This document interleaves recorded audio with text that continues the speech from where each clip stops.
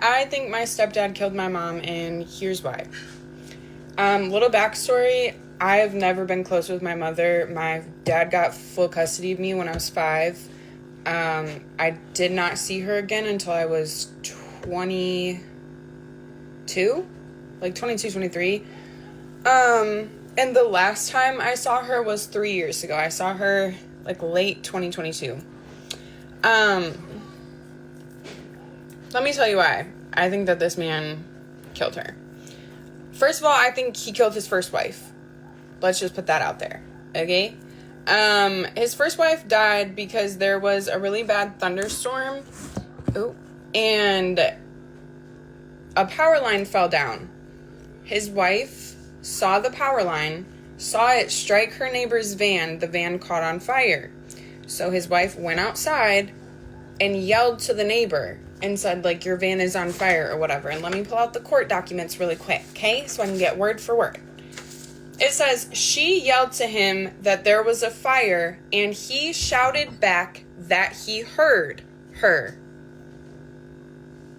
Okay? So tell me why that lady allegedly ran across her pitch black yard. I'm talking, there's no street lights out there. People who have their porch lights on, it doesn't make a difference. It doesn't make they're in the middle of the country. Like, there's no light source out there. And it was thunderstorming. So the only light she had was lightning.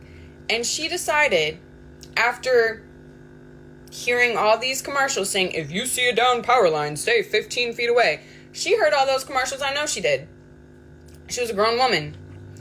She decided to run across her yard towards the down power line because she wanted to make sure that her neighbor heard her. Get the fuck out of my face. That didn't happen. I don't know one woman that would run towards an active downed power line. She could see it sparking. It was jumping around. It was because it was active. It was, No, she didn't do that. I'm so sorry. I don't know what happened, but I know for a fact that lady did not do that. I don't care what anybody says. I don't care what anybody tells me. I don't care. In the documents, it says that basically my stepdad extinguished her body 5 times because she kept relighting on fire once she got tangled into the down power line. I don't believe it. I don't freaking believe it. I don't. Okay, let's focus on my mother now. When I first saw her in like 2020 or 2021, around that time, she told me when her and my stepdad got together. Then about like 6 months later, I found out about his first wife, and that rubbed me wrong, okay? I was like, that's fishy. Because mind you, they sued the power company and made millions off of this lady's death. Keep that in mind. He moved my mother into the house that he built with his fucking wife. He moved my mother in there after they did a bunch of like updates and like reconstruction, whatever. They redid the house. He moved her in. She told me when I saw her when I was like 22, 23, she told me, we've been together since this year. Not this year. She told me the year, and it was 2007. I think she's 2007, 2008. His wife died in 2011. Do with that what you will. Okay, cool. My mother has always been an addict. I've always known her to be a crackhead, okay? She's not a good lady. It's hard to have empathy for someone like her because of what she did to me in the 5 years she did have custody of me, okay? It's hard. It really is. But when I last saw her in 2022, she was immobile. She was in a wheelchair. She had one of those chairs that is electric that takes you up the stairs. Yeah, girl could not walk, okay? Because after doing drugs for so long, it was tearing her body up. And she was supposed to get hip surgery. But she had an infection, and basically the doctors were like, we don't know what's going to happen. We're taking our chances, girly pop. So she sat me down in 2022 while my stepdad was in the house, and she said, hey, you are the only beneficiary to my life insurance policy, my $1 million life insurance policy. I said, okay. Like, I have a whole brother. He doesn't get nothing? Okay. Either way. That is, like, one of the last times I saw her, right? Her and I kind of, like, it's really hard to, like, even though she was clean, it was so hard to forgive and forget what she did to me because... So we kind of, like, lost contact. We fell out. Whatever. Okay, cool. I called her April of this year. I called her. Both of her phones went straight to voicemail, and I was like, that is weird because that lady is always on her phone. So, weird. So I called my stepdad. He didn't answer. I left him a message. He texted me back, and he said, I haven't seen her in 2 years. We got divorced. She was going out and partying and staying out until 4 a.m., so I couldn't deal with that. So cool. He told me he hadn't talked to her in 2 years, that they got a divorce. She was out partying, and she went back to her old ways, meaning that she was using again. I said, hold on. Well, no. Actually, at that point, I just kind of took his answer, because I was like, okay, cool, whatever. Then I started thinking about it, because I was talking to my friend about it, and she was like, Desiree, she couldn't walk. She was in a wheelchair. She could drive, but she needed somebody to get her wheelchair in and out of the car. And I was like, you are so right. This lady does not have friends. She had a caregiver at the time, but she does not have friends. She probably had active friends when she was in active addiction, but those aren't real friends. Those aren't people you keep around, especially when you get clean. She doesn't have any family, except for my brother and I, but like I've said, we don't and did not fuck with her. She lost her family, her brother. There's nobody looking for her, okay? Nobody. I'm talking not a single person would give a fuck if she fell off the face of the earth, right? So, I was thinking about that, and I was like, wow, that is kind of weird, because that just doesn't seem right to me. She couldn't have been getting up and going out partying and doing all the things that you said she was doing, staying out till 4 a.m. while in a wheelchair. I don't believe you. I don't.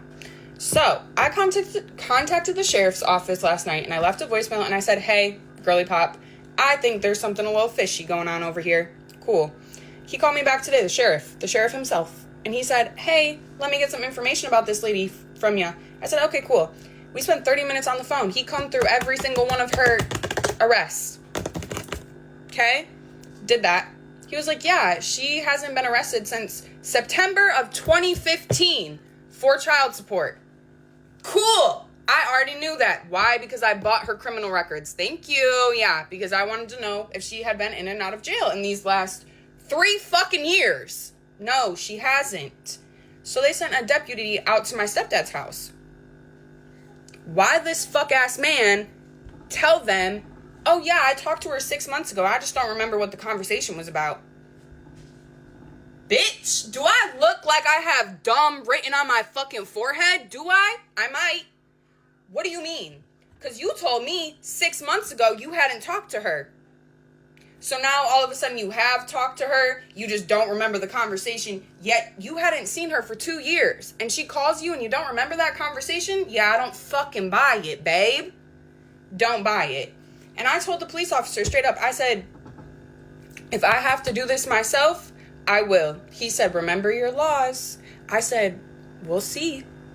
That man lives on 100 acres, has a gun safe, but it's a fucking room with a steel door that you have to play fucking Tetris with to get into, that also holds a fucking 12-foot deep freezer. I didn't even know they made them that big. She's in there. She's in there. I know she is. I've been feeling off about this man since I was 13, and my dad showed me a picture of him. I immediately told him, I said, that's a pedophile, babe. Granted, my stepdad has always been amazing to me, truthfully, but I've never been able to get over the fact that there's something fucking weird about him. And then I read all the court cases about his ex-wife, and I was like, they killed her. So I contacted her brother today, and I'm waiting to hear. And I will be going out to that house and finding my mother. Thank you. I just filmed a video and it fucking didn't record the sound. I don't know why, but so basically what I was saying was I don't know why I'm embarrassed. I already know. I'm disgusting for this. I married someone that I only saw brush their teeth 3 times in 5 fucking years. When I tell you that the plaque and the fucking brown shit and the gunk and the shit and the way that fucking breath smell, and like I would like try to kiss him when we would like get intimate and like, you know, when I got pregnant, every single time I would try and like I would dead ass make him drink water and like make him drink mouthwash or whatever the fuck was near, eat a piece of gum in order to fucking kiss me, because the taste of it the whole 5 years was fucking disgusting. And mind you, I talk shit the entire time. I literally talk shit the entire time. I would tell him every single day that his breath smelled like fucking shit, and I don't know how his clients could sit up in his face, get tatted by him, and not say anything and just like breathe that in. And like multiple times he came home talking shit about his clients, saying that his clients smell like shit. And I deadass told him, honestly, I don't think that your clients smell like shit. I think it's your fucking breath. And he would just laugh. I'd be like, so go brush your teeth. Like he'd wake up, hit the fucking vape, the whole room would smell like shit. When I say that it smelled like shit, it smelled like he was eating booty hole for days. Like, fucking disgusting. And I begged and begged and begged. And even before a family party, like if I had to go to a family party or he had to go somewhere, I'd be like, hey, make sure to brush your teeth before, because like that's embarrassing as fuck. Like you're not brushing your teeth. Your teeth look bad. They're crusty, brown, and fucking rotting. You need to brush your teeth. You're going to have dentures by the time that you're 40 years old and you're 36 years old. Like, get it the fuck together. And he would just lie about brushing his teeth. His parents even bought him a $200 toothbrush for Christmas one year, because I'm pretty sure that they thought his breath smelled like shit too. But you know, that's their kid. They didn't raise their kid to, you know, I teach my kids have brushed their teeth way more times than he has. And we have a 3.5-year-old son together. In his 36 years of life, I guarantee you my 3-year-old that is sleeping right here has brushed his teeth way more times than he ever has. My kids brush their teeth twice a day, just like mommy does, and that's why my teeth are fucked up and disgusting and brown and rotting, and that's why my breath doesn't smell like shit.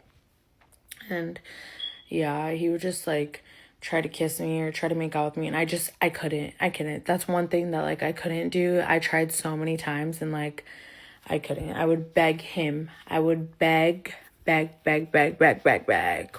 for him to brush his crusty, dirty fucking teeth. And I would tell him everything to his face, that his breath smelled like shit, that he can't be tattooing like that because that's embarrassing as fuck. And then he tried to say that like I didn't let him take a shower. So if he ever told any of you guys that I never let him take a shower, that is a bold-faced fucking lie. He just didn't like taking showers. Like he liked like being funky, and I'm not a funky bitch, so it's like, I don't know. And then, ew, it's just disgusting. The infections and the fucking, ugh. I don't know why I will never be with a man again if he does not brush his teeth. And like, I'm not reminding him, and I'm not dealing with like the lies and lying about brushing his teeth. Like at one point he was lying about brushing his teeth. He didn't even own toothpaste. There was bugs, like ants, in his like water flosser, like toothbrush that his parents bought him. And you're going to tell me you brush your teeth with that with no toothpaste when my toothpaste is upstairs in the bathroom. When we would go on vacation, like little mini vacations and stuff, I would even bring him an extra toothbrush and like leave it on the counter with toothpaste and be like, hey, like go brush your teeth. And I don't know what he would do in the bathroom, but maybe like wank off or whatever the fuck, play with his little balls, but not brush his teeth. I just found out that my boyfriend has been cheating on me. Okay, so I was just with this whole family that flew in from Australia in Chicago with them for the weekend, and I guess that's when I found out. I actually ended up having a dream that he was Snapchatting like specifically 28 other girls. So I like made a joke about it, and I've had like many dreams of him cheating on me, and he's always like, oh my god, I would never do that, obviously, but it was clearly my gut instincts trying to tell me that he's a fucking cheater. before we were about to go to dinner with his whole family and his like friend's family, I see this girl that he has an 8-day streak with, and like they're best friends on Snapchat. Okay, so obviously I'm like, wait. He tried to hide it right away and like go out of the app. But I'm like, wait. Go back, who's that? And he's like, who is who? I'm like, this girl, I said her name, and then he's like, wow, I have no clue who that is. I'm like, and I'm laying on his chest, and his heart starts racing like fucking crazy. Like, you just know. I knew something, you know. And mind you, I've literally never, like, I don't even like looking at guys' phones because I'm like actually traumatized from looking at my exes. And the first time I actually looked at this man's phone, I'm like, are you fucking kidding? Like, completely not what I was expecting at all. So he's like, oh yeah, I don't know her. I'm like, you have an 8-day fucking streak with her. What? And I'm not like really confrontational like that with him. And this has never even been like a thing or something I've thought that he would even ever do to me. I don't know. Maybe I'm just really fucking stupid, but. So I searched her on Instagram. I'm like, what's her last name? I'm gonna search her real quick. And he starts like bringing up the weirdest things to like try to de-escalate the situation. And like, I don't know what he was trying to do, but he started like bringing up really fucking weird stuff that absolutely had nothing to do with the conversation. And so I pulled up her Instagram. He was the only like mutual follower that she had. He never thought I would DM her, but when I went to go get ready in the bathroom, I fucking DM'd her and I just said, hey, how do you know my boyfriend blank? I won't say his name, but unfortunately, she ended up responding the next day, which isn't a bad thing because she ended up telling me everything. They literally had sex in his new apartment that I helped him move into with all my shit in his apartment that he must have been hiding every time before he would bring girls over, because I'm sure there's more than just her, you know. So yeah, she told me everything. So I have to go get a STD test right now. That's actually why I'm getting ready. Because yeah, I mean, fingers fucking crossed, you guys. Honestly, the worst part about all of this too is like, why did I just hang out with your family for the past 2 weeks and you literally fucked a girl right before? Like, you're obviously something's really wrong with him, but like, why would you put me through all of that and like meet everybody? And I don't know, I guess I just don't understand how you can lie to somebody for that long and act like everything's totally fine. And also, you guys, if you fucking knew this guy or seen him, you would never think he would cheat on a girl. You would barely think that he's even had like a girlfriend before. I was just more so angry, and I know I'm gonna be okay, so that makes me feel better because I'm not the fucking bad person. I was a great girlfriend. I know I deserve way more than that, but it's like, holy fuck. Am I that fucking stupid? Because how did he just lie to me for over a year? Over a year.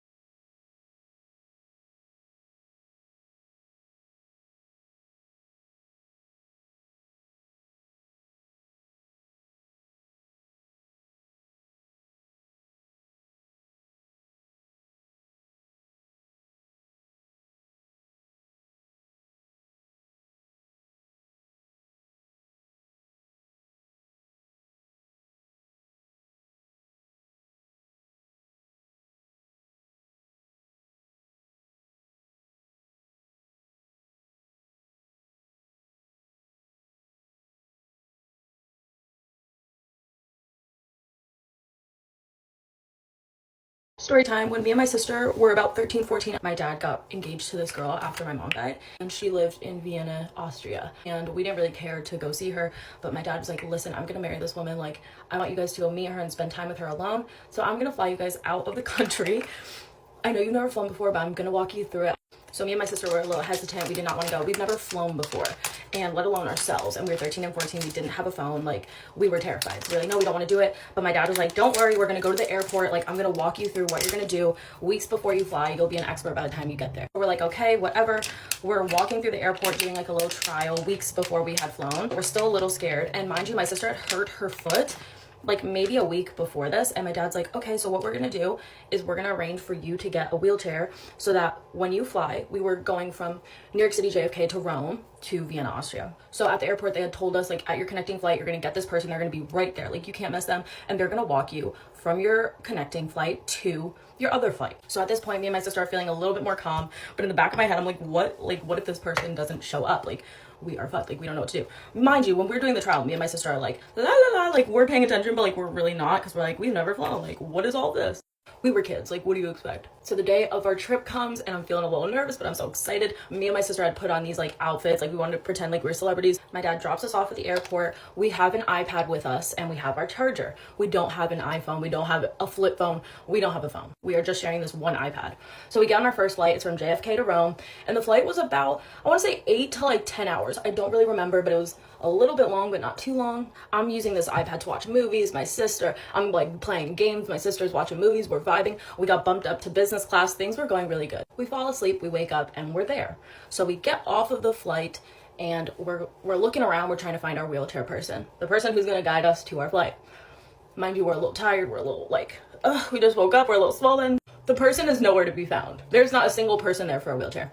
So we go and we ask like one of the attendants or whatever. We're like, hey, like, we had arranged to have a wheelchair person. She's like, okay, I'm gonna check. The workers did not fully speak English. Like, it was a little bit hard to communicate, but like, we got the vibe. We're on our iPad. We're translating. We're doing the damn thing. So she understood what we were saying. And she's like, okay, I'm gonna check. She's checking. There's no wheelchair for us. Okay, there's not a single thing. So at this moment, me and my sister start to panic. We're like, okay, let's remember what our dad told us. We're going through customs. All right, it's super long. We have our ticket, like, we know the vibe. We kind of know where we're going. So we go through customs, and boom, we are out of that. Phase 1 is complete. We're looking for our next gate. So as we're looking around, nothing is really in English. There's a bunch of different languages. Not all of it was English, like, I'm gonna be honest. We were looking, we felt like we had like dyslexia. We were like, what? So we're kind of panicking. We're like, all right, look for the numbers. Like, look for the numbers, lock in. So we're trying not to panic. We're like, chill. Mind you, my iPad is on like 15%.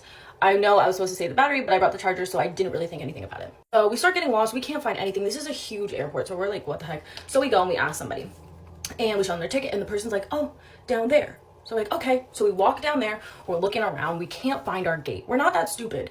We're like, what? So we ask somebody else, and they point us the opposite direction. So I'm like, no, the lady just said we're going down there. And they're like, no, down there.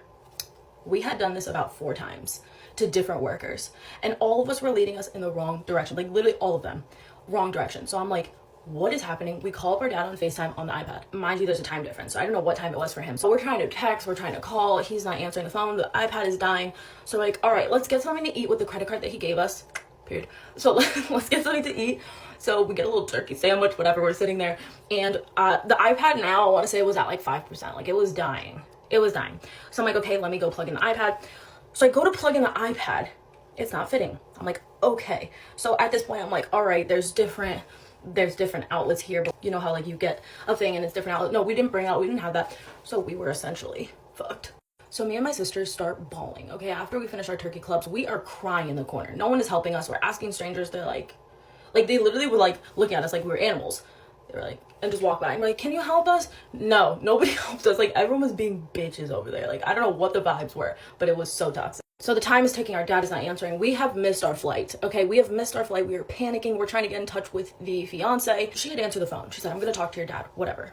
So we're blowing up his phone. Finally, he texts us back. He's like, oh my God, I saw, I'm going to get in contact, whatever. We're going to try to buy you a new ticket. So she buys us a new flight. We're like, okay, perfect. We got a couple hours to lock in. Like, we got to figure this shit out. So my sister, I don't know what happened to her at this point, but she turned into an absolute beast. Like, we were laughing, we were crying, and then she's like, all right, girl, we're going to lock the fuck in. Like, I'm going to get us there. So I'm like, okay, girl, like, sister, please, like, help us.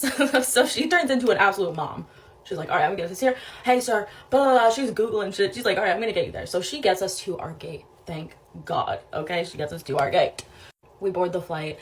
I'm telling you, this whole process was super long. We might have been there like a day. Like, I'm gonna be so honest. We might have been there like a day. It was a super long layover the first time, and then we missed it. Second time, we're crying. Like, this sounds like it was so easy. It really was not. So it feels like we had just escaped a kidnapping. That was the vibe on this plane. We were like, we made it, sister. Like, we're here. We're going. And we felt so good. So then we get there. We meet the fiance. We're like, hey, girly, thanks for the new flight. Like, that was a little expensive. Like, sorry. Whatever. My dad then after flies out my brother alone after this. And he was home with our little sister.